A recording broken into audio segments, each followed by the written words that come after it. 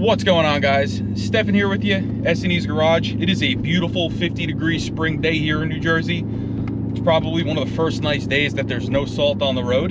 And we are on our way to Far From Dead Motorsports to go to their dyno day.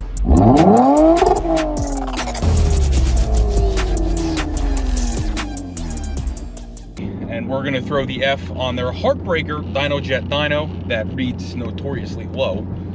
The last time this car was on their dyno, it had a little bit of a different exhaust setup, and I still had the factory harmonic balancer on there, and it made right around 380 wheel.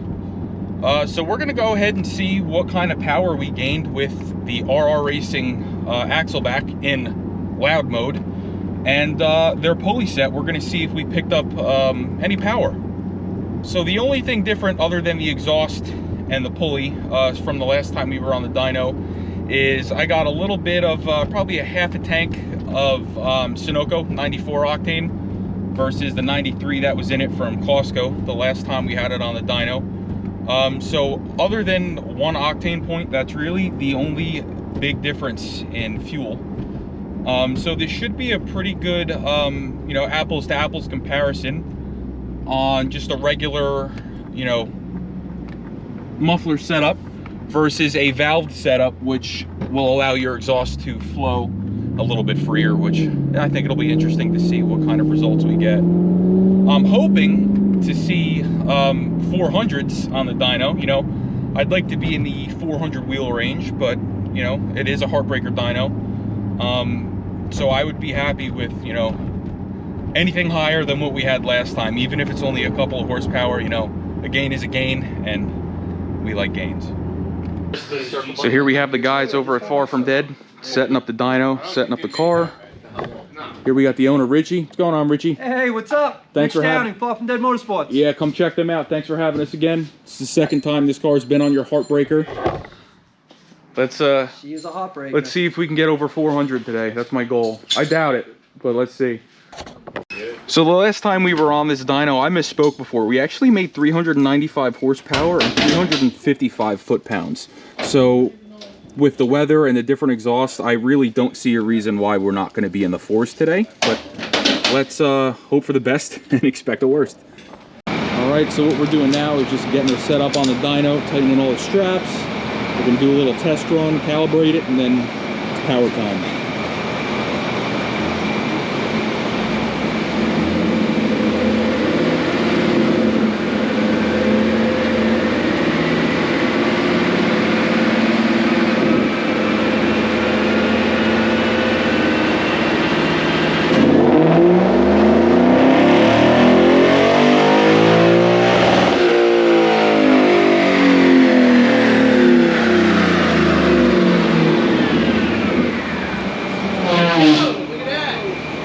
What'd it do? 415. No fucking shit. 415 horsepower? Yeah. What gear was that in? That was in fourth? What speed did you hit?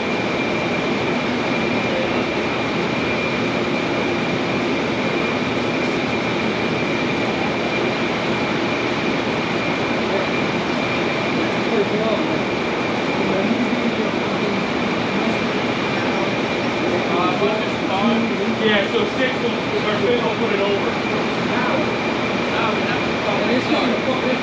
That was only 110 last time. So try 5 then.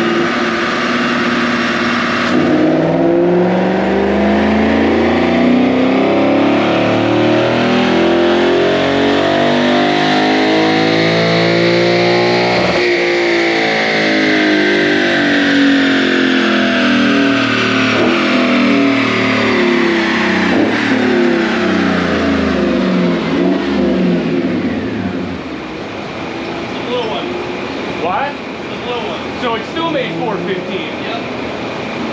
And it made more torque. Yep. And with the lot. She's happy.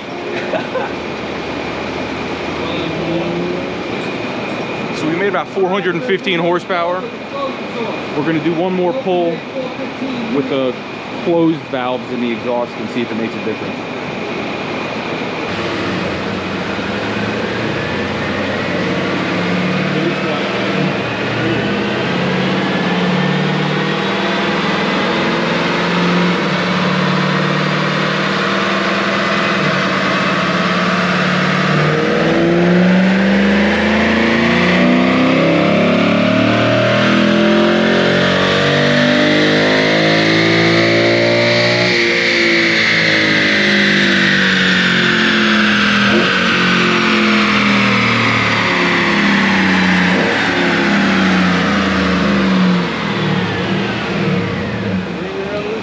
What'd it make? So it lost like 2 horsepower. That might even just be from heat soak. Yeah. All right, guys. So that's going to be it for this video. I do have a dyno graph here to show you. We're going to look at the printout. We're going to look at the power, where it made it, how it made it. So what we have here, the red curve is our baseline from the last time this was on the dyno with a slightly different exhaust setup. We had a different axle back on it, and we had the factory pulleys on it. We made 396 horsepower and 355 foot-pounds. And you'll see here, if you look at the red graph, it made less peak than it does now. So our highest pull was with the exhaust valves open. We made 415 horsepower and 377 foot-pounds. And then with the valves closed, we made 413 horsepower and 377 foot-pounds. So with the valves closed, we lost just a little bit of horsepower, nothing crazy. I honestly expected more of a loss with the valves closed, so I'm pleasantly surprised there. But we did pick up 20 horsepower just from, you know, silly little basic mods. You can see, just if you look at the power band between the red and the blue, just how much power we picked up everywhere. We made power everywhere, which is crazy. I don't know if it's just from the mods that we did that are different, or if it's an extra octane of fuel. Really not sure, but we made more power, and more power makes me happy. So let's just show you what we got going on under the hood really quick. This is not even full bolt on yet. I do not have headers on it yet. That is coming. But it's pretty basic under here. We have the RR Racing intake setup. We have an air oil separator that keeps oil and blow-by out of the intake manifold, so the engine is breathing fresher air. That does help raise your octane points, and it just helps the engine run better. And then down here we have a lightweight water pump pulley, a lightweight scavenge pump pulley, and a lightweight crank pulley. And then underneath the car we have an Apexy mid-pipe cat delete, so our secondary catalytic converters are deleted. It's resonated. And then out back we have the RR Racing axle back, which, like I said before, is valved, and we did the pulls opened and closed. And like I said, really didn't see that much of a difference in power. So these cars are very responsive to mods. They make power pretty easy, and I'm excited to see what happens when we do headers. I'm sure it's going to make an even bigger difference, and then from there maybe we'll boost it. But like, share, and subscribe if you like this car, if you want to see more of this car. We definitely plan on doing more with it in the future, and we do have some content coming up on the other Lexus vehicles in our fleet. So like, share, subscribe, comment down below. Let me know what you think. Let me know how you think it sounds. Let me know what you think about the power it put down, and let's talk about it.